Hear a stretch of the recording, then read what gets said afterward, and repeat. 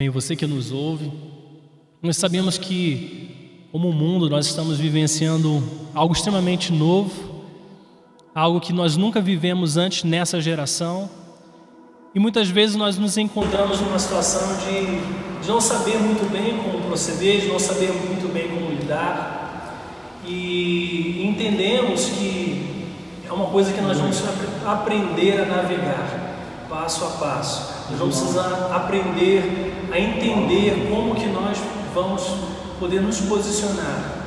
Tem problema? O áudio do microfone. Vamos mudar o microfone aqui.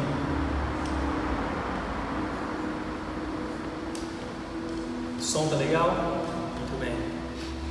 Então nós estamos vivendo algo extremamente novo, se adaptando a uma nova realidade. Uma realidade da qual nós não estávamos preparados, que pegou a maioria de nós de surpresa. E como que nós nos posicionamos em momentos como esse? E a realidade é que em momentos de tempestade, aquilo que há dentro de nós é exposto. Aquilo que nós somos interiormente é revelado, é colocado para fora. É como se em momentos em que nós não podemos nos apegar a muitas coisas, aquilo que realmente é importante para nós é o que vai aparecer, que vai transparecer diante das pessoas e diante de nós. As nossas razões, as nossas motivações, aquilo que nós damos importância, as nossas prioridades, são essas coisas que vão aparecer em meio à tempestade. E Jesus disse lá no livro de Mateus, capítulo 7, do verso 24, ele diz assim: portanto, quem ouve essas minhas palavras e as pratica, é como um homem prudente que construiu a sua casa sobre a rocha. E veio a chuva, transbordar os rios, soprar os ventos, e deram contra aquela casa. Mas aquela casa não caiu, porque tinha os seus alicerces na rocha. Mas quem ouve essas minhas palavras e não as pratica, é como um insensato que construiu a sua casa sobre a areia. E veio a chuva, transbordar os rios, soprar os ventos, e deram contra aquela casa, e ela caiu.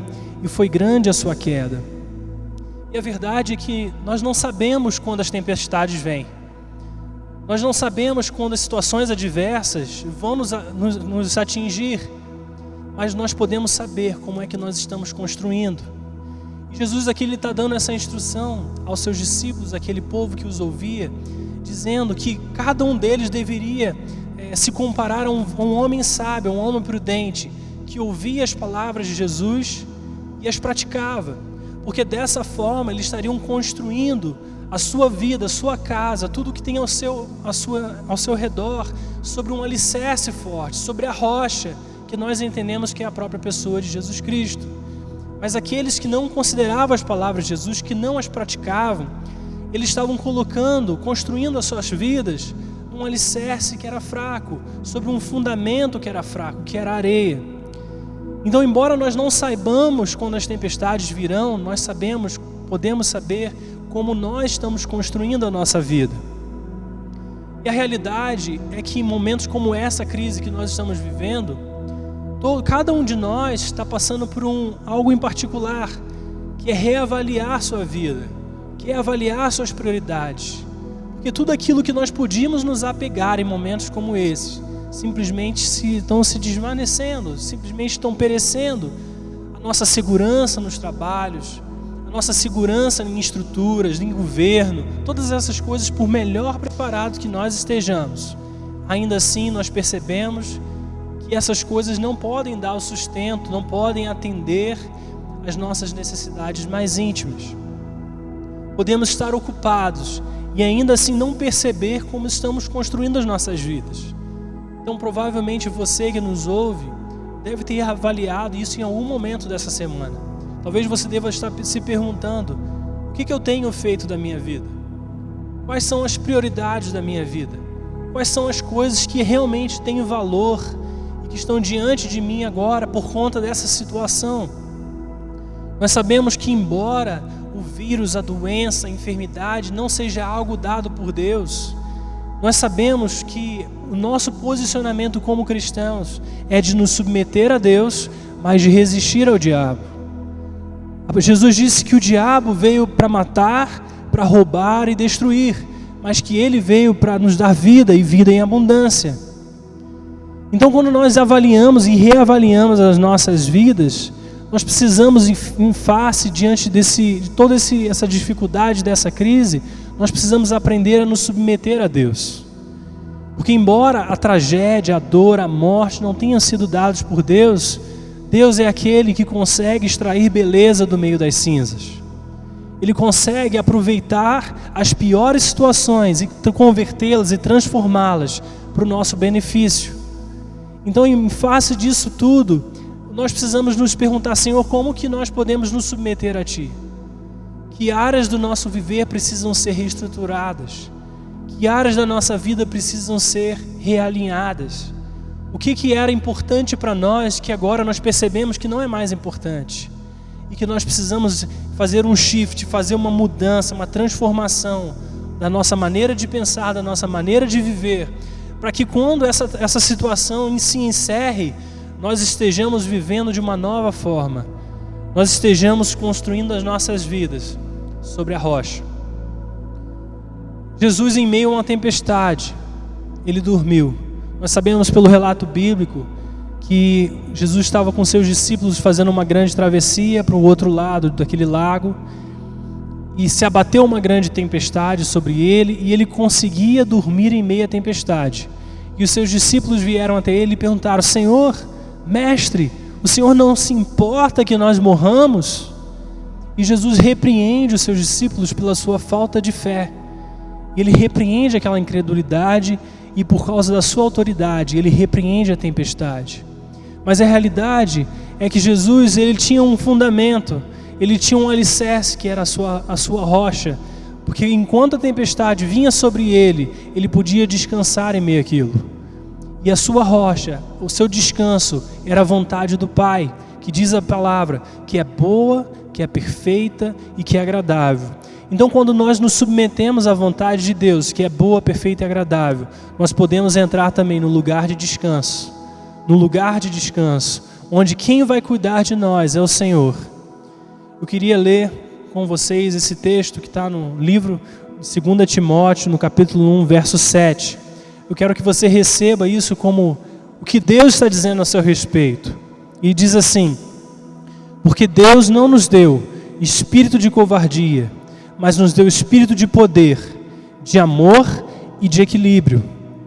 Esse texto é muito importante, é muito relevante para esse momento que nós estamos vivendo, porque ele compara o que nós podemos experimentar como pessoas, que é o medo, que é a covardia, numa situação de dificuldade como a que estamos vivendo, mas ele diz que ele nos deu um espírito, que é o Espírito Santo, que não é de medo, mas é um espírito de poder, é um espírito de amor e é um espírito de equilíbrio. O que significa cada uma dessas coisas? Primeiro, o que é o espírito de poder? O espírito de poder significa que nós devemos colocar o Senhor adiante de nós, como nós cantamos, que o seu favor está sobre ti, sobre 1000 gerações. Então, na verdade, o Senhor nos prometeu que abençoaria cada um de nós, que as bênçãos de Abraão seriam sobre as nossas vidas, através de Jesus Cristo. E o Salmos 16, verso 8 diz assim: sempre tenho o Senhor adiante de mim, com Ele à minha direita, eu não serei abalado. E nós declaramos, confiando em nosso Deus, nós não seremos abalados. Especialmente aqueles que hoje não podem estar totalmente isolados. Nós sabemos que existem áreas, médicos, outros que estão trabalhando em situações que precisam haver contato com outras pessoas. O que fazer essas pessoas que não têm para onde correr, que por mais precavidos que possam ser, como que você se posiciona nesse momento? Então é importante que você saiba que o Senhor colocou sobre ti o espírito de poder, que o Senhor vai adiante de você, que embora os seus melhores cuidados, você pode confiar no Deus que está à sua direita, que está indo à sua frente para cuidar, e mesmo que não te livre do mal, Ele te livrará no mal, porque é a sua promessa sobre nós. A segunda coisa que Ele diz é o espírito de amor. Filipenses capítulo 2, verso 4 diz: cada um não cuide somente dos seus interesses, mas também dos interesses dos outros. E nós sabemos que em momentos de grandes necessidades, é muito comum que nós vejamos apenas o nosso interesse. Nós queiramos nos precaver, nós queremos ter o estoque de todo o alimento que seja possível comprar, nós queremos ter todos os medicamentos que estejam à disposição, mas na verdade, nesses momentos, o Espírito de amor nos capacita a não olhar apenas os nossos interesses, mas olhar os interesses do próximo, porque se nós fizermos uso das nossas prerrogativas e usarmos todo o estoque que tiver disponível, certamente alguém que está próximo de nós vai ter falta. Então o nosso olhar não pode ser em nós somente, precisa ser um olhar que não é egoísta, mas um olhar que vai até o próximo. Deus falou, o primeiro mandamento que eu te dou é que amar a Deus sobre todas as coisas, mas o segundo é amar a teu próximo assim como você se ama, assim como você se ama. Então se você se ama, se você quer o seu próprio bem, que você possa olhar para o seu próximo e amá-lo também, e deixar coisas para ele, e se preocupar, como que eu posso estar servindo as pessoas que estão próximas de nós, de mim. Pense nisso. Talvez você tenha recursos sobrando e você sabe que existem algumas realidades de alguns negócios que não se sustentam em face de não trabalhar. E se estivermos isolados, como que vamos nos sustentar? Então que você que tem mais recursos possa ter o olhar compassivo, misericordioso, no sentido de abençoar o seu próximo. E a terceira coisa que é falada é o espírito de equilíbrio. Nós sabemos que apesar do Senhor ser por nós, não ser contra nós, isso não significa que nós possamos ser imprudentes. Tem pessoas que creem que só porque Deus está com ele, que ele pode fazer as coisas sem responsabilidade. E na verdade nós entendemos que nós fomos livres, libertos no Senhor, mas também vivemos sob responsabilidade. Você não pode viver de forma imprudente.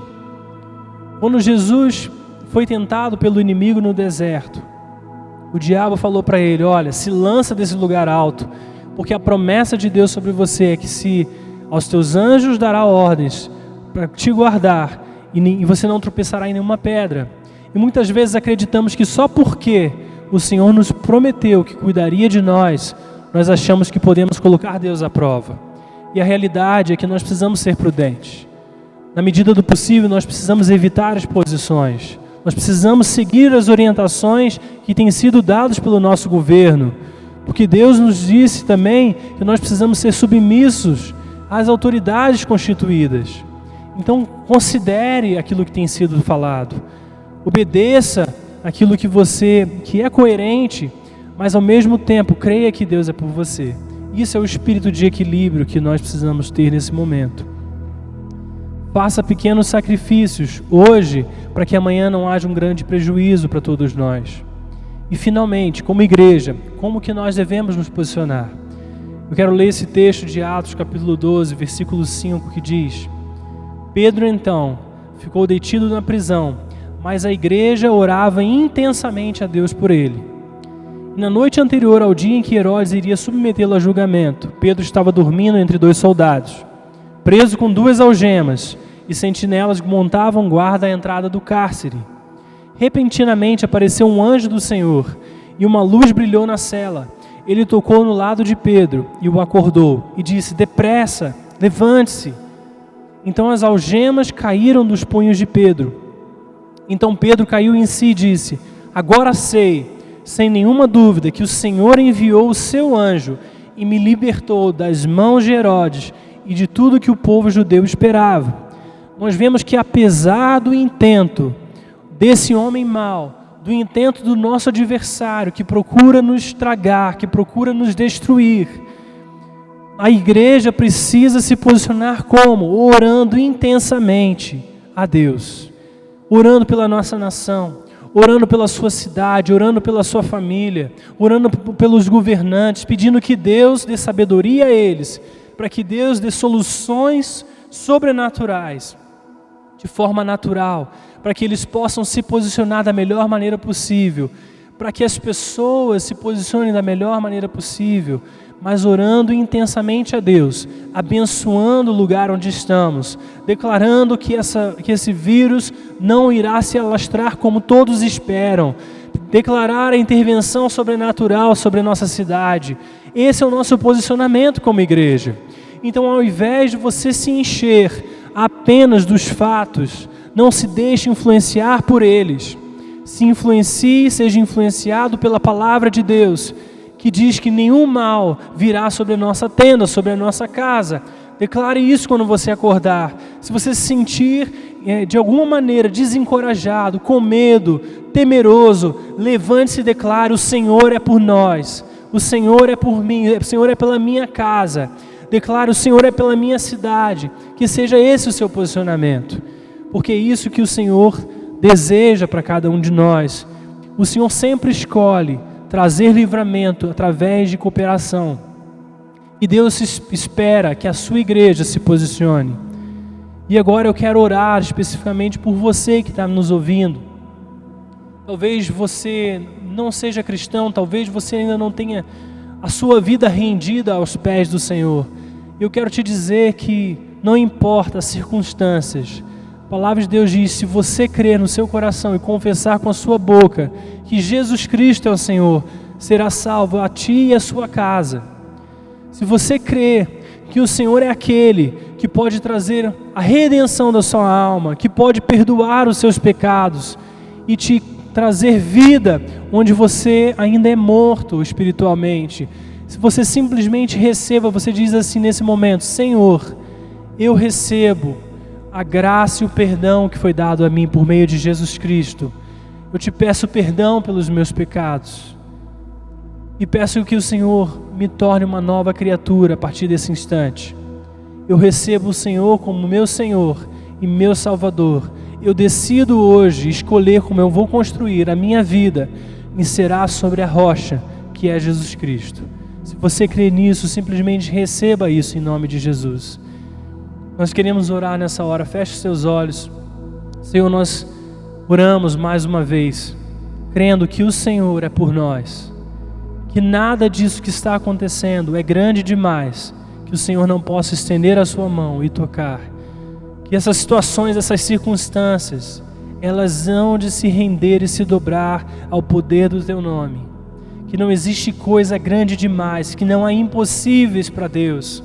Que o Senhor já está operando em nosso favor. Nós declaramos vida onde há morte. Nós declaramos que nas situações, aqueles que estão enfermos, que estão nos hospitais, que o Seu poder de ressurreição seja sobre eles. Que o Senhor os restaure, que o Senhor os faça recuperar as suas forças, que o Senhor os cure onde eles estão. Senhor, que venha um encorajamento sobre o coração, a mente de cada um daqueles que nos ouvem, e o Teu poder, a Tua glória se manifeste, trazendo vida, trazendo a Sua presença. Espírito Santo, traz encorajamento. Nós declaramos que todo espírito de medo vá embora em nome de Jesus. Nós declaramos que todo espírito de temor, Senhor, de não saber como será o futuro, nós declaramos que a falta de provisão, nós declaramos que todas essas coisas se dobrem ao poder do nome de Jesus. Em nome de Jesus nós oramos e declaramos vida sobre a morte, vida sobre todas essas situações. Abençoamos os nossos governantes, abençoamos aqueles revestidos de autoridade e declaramos que a sabedoria do céu venha sobre eles, no nome de Jesus, no nome de Jesus. Querido, se você que nos ouve tem alguma necessidade de oração, não esqueça de nos escreva-nos uma mensagem nas redes sociais, para que nós possamos estar orando por você. Nós temos uma equipe que tem orado sobre essa situação, e que você, qualquer situação que você precise de oração, precise de ajuda, envie uma mensagem para nós, seja no Facebook, no Instagram, até no comentário do YouTube, não importa por onde, mas nós vamos estar orando por você. Que o Senhor te abençoe e que essa noite você realmente saia encorajado, crendo que o Senhor é por você. Nós te abençoamos no nome de Jesus. Amém. Amém.